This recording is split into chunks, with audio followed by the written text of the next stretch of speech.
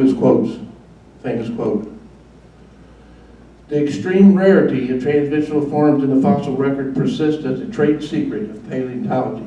The evolutionary trees that adorn our textbooks have data only at the tips and nodes of their branches. The rest is inference. However, reasonable, not the evidence of fossils. We fancy ourselves as the only true students of life's history, yet to preserve our favorite account of evolution by natural selection, we view our data so bad that we never see the very process we profess to study. This is not a preacher. This is an evolutionary biologist, one of the best, most accomplished writers on the subject in history. Yeah, Bill? Was he a believer in God? No, I would say not. I don't know. I didn't actually pursue that. That's a good question. You might want to know that. Yes. In his book, Eight Little Piggies, he does show how a vertebrate was hearing from jaws. The jawbone and going back on the jaw was where they felt vibrations and detected sound. And he also showed the evolution of that jawbone into the ear and the three bones in the ear as having matched up with that jawbone. So he very much believed in evolution and was I'm not saying, obviously he did believe in evolution. I am not arguing that point. My point is he understood that the evidence for it was very shaky. No, and what you just said about, I just said the opposite. It's a nice story. That's all he was showing the evidence for it. That's not evidence, you know. It's not evidence where you can jump from here to there just because of vibration going to the bone. That's not evidence of macroevolution. Okay. It isn't. It's not scientific. Should we hold our questions until no, the end? I'm going to be, it's just not scientific, I'm telling you. I'm going to be leaving, but Wadi al-Hittin in Egypt is where you can see a whale with feet. You know what? A whale with feet, I've never seen one, heard of one, but I'll check it out. Thanks, sir. Come back again. Hey, I'm just stating what the guy said, okay? Take it or leave it.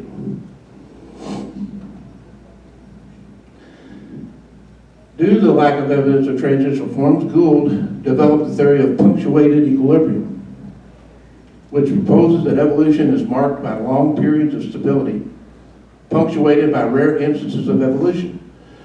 This idea contradicted the accepted idea at the time of Darwinian evolution, which stated that evolutionary change has equally spread over time. Critics refer to his idea as a hopeful monster theory. Now, he looked at it. He saw there wasn't really that much evidence, direct evidence in the fossil record. He concluded that evolution took very short periods of time. This is not the accepted view of evolution or macroevolution. Hold your thought, please, okay? We're going to have plenty of time for discussion, all right? Because I'm moving ahead here. Make notes. I'd like to hear what you want to say. Richard Linsky, this was in Jim's presentation, he did a good job of presenting this, conducted 25 years of experiments studying over 60,000 generations of E. coli bacteria. The results from that were that E. coli increased in size and eventually were able to digest a chemical by the name of citrate. Citrate actually is related to citric acid as a source of energy. The work did not demonstrate any increase in functional information in the genetics of the bacteria. What I'm saying there is beneficial mutations that were functional changes in the genetic structure did not increase the information. As a matter of fact, Linsky's experiment demonstrated the vast majority of fitness benefits are actually due to the disruption, degradation, or loss of genetic information, which was the same thing they found when they found out that bacteria can become immune to drugs like penicillin by actually losing genetic information, not by increasing genetic information. Richard Linsky's experiment took over 25 years and were very intelligently designed experiments. Over 60,000 generations of E. coli bacteria. After 60,000, they were still E. coli bacteria. Now, okay, another thing brought up was the Krebs cycle. Krebs cycle describes how we take in nutrients and we change them into things our body can use. Okay? The Krebs cycle The reason it is an evidence for macroevolution is the Krebs cycle is present in all of life. It's present in all of life. Also called the citric acid cycle, named for Hans Krebs, described how all animal life converts nutrients into a usable matter and energy. It is offered up as proof of macroevolution. This analysis is based on a prior assumption. This is my opinion in yellow, understand? A prior assumption that was not designed by an intelligent designer. Okay, if you see something like this going on in life, okay, you have a couple choices.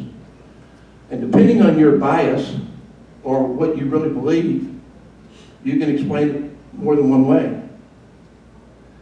The Krebs cycle is offered up as evolutionary proof because it has to be true if you don't believe there was a creator God. Now, you can say the same thing about someone who believes in creation, that God created everything, and say, well, you don't give that possibility a chance, that it came about by chance because you have a prior belief in creationism. I understand that. Okay? I'm just trying to point out both sides of the issue. Following are some examples of homology. This homology also is something very strong evidence, according to evolutionary theory, that we all came from a common ancestor. Now, what is homology? That means your structure are very similar. Okay? Following are some examples of homology. The arm of a human being, the wing of a bird or a bat, the leg of a dog, and the flipper of a dolphin or a whale are homologous structures. They are different and have a different purpose, but they are similar and share common traits. Homology is proposed as a proof of macroevolution. Again, if you believe that there's no creator God, no intelligent designer, that's what you believe. But it's not based on, see what I'm saying is this is not proof of macroevolution just because there's homology. It's not proof, it's one explanation to it. Okay, let's have a little fun. At least I'm going to have fun. Let's pretend that you are a gifted mechanical engineer. And that would be me except for the gifted part. I graduated with a mechanical engineering degree, and I've never worked in an automobile. And wouldn't even think about it, except maybe, I changed the oil a couple of times when I was younger. And you were commissioned to design the first automobile. Being as brilliant as you are, eventually you would design something with the basic components. An engine, wheels, brakes, fuel control, electrical system, steering, frame, bearings, and exhaust. And of course that's the one I designed. That's the Ferrari. They stole my design, and there you see it. Anyway, so we're having fun here, I guess, but we're saying that, let's say you were mechanically gifted, you could design things. They said, we want to you design an automobile to drive on a road and go 140 miles an hour.